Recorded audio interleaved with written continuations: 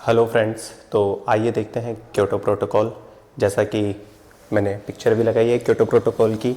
Mainly यहाँ से एक क्वेश्चन बनता है कि क्योटो प्रोटोकॉल किससे रिलेटेबल है या किससे संबंधित है। तो हम देखेंगे क्योटो प्रोटोकॉल जो है क्लाइमेट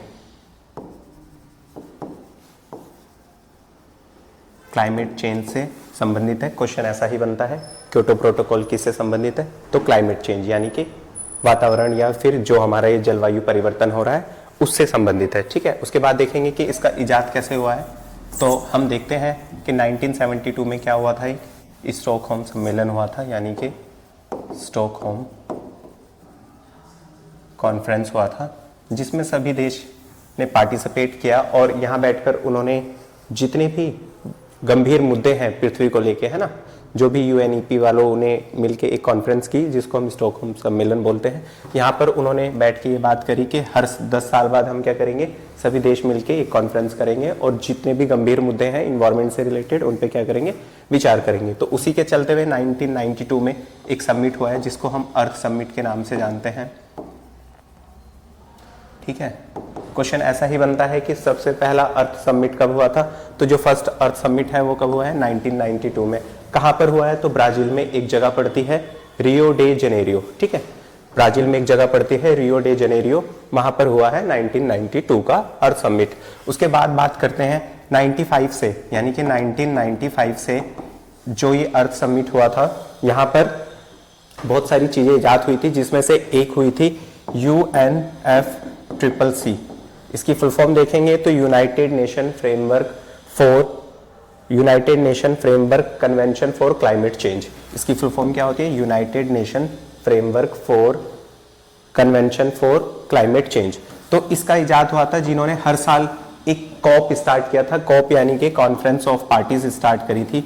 ठीक है, तो कॉप थर्ड हुआ था इनका, कॉप थर्ड यानी कि 1997 में हुआ था, जिसमें इन्होंने यहाँ पर क्या स्टार्ट किया था, क्योटो प्रोटोकॉल स्टार्ट किया था। थोड़ा सा जान लेते हैं क्या होता है क्योटो प्रोटोकॉल।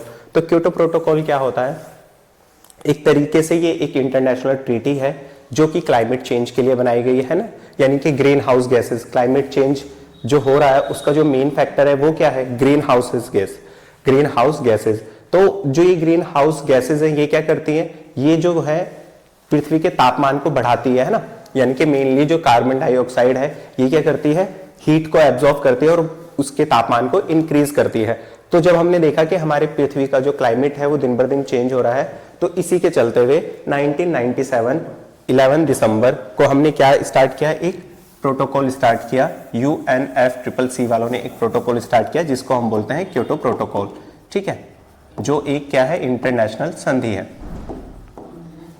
उसके बाद देखेंगे 2005, यानी कि अब ये स्टार्ट तो हो गया, ट्रीटी तो हो गई, पर इनफोर्स में नहीं आया था। उसके बाद देखेंगे 2005 में क्या आया था, ये इनफोर्स में आ गया था, यानी कि लागू हो गया था, सभी देशों में लागू हो गया था।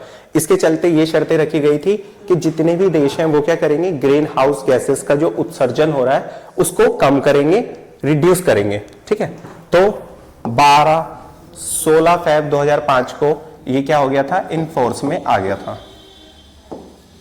उसके बाद देखेंगे 2002 में India will be the part of it, है ना, इंडिया ने भी इसको 2002 में क्या कर लिया था, साइन कर लिया था। अब देखते हैं इसमें टोटल कितनी कंट्रीज है, तो 192 कंट्रीज इसमें ऑलरेडी शामिल है। ठीक है, मेन गैसेज, मेन जो ग्रीन हाउस गैसेज हैं इसमें वो कौन कौन सी है, तो कार्बन डाइऑक्साइड है सबसे पहले। ठीक है, सेकेंड है नाइट्रस ऑक्साइड, उसके बाद देखेंगे मीथेन है, उसके बाद है सल्फर हेक्साफ्लोराइड, उसके बाद है हाइड्रोफ्लोरोकार्बन और उसके बाद है परफ्लोरोकार्बन।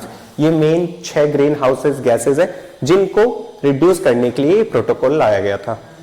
ठीक है, बाकी धन्यवाद।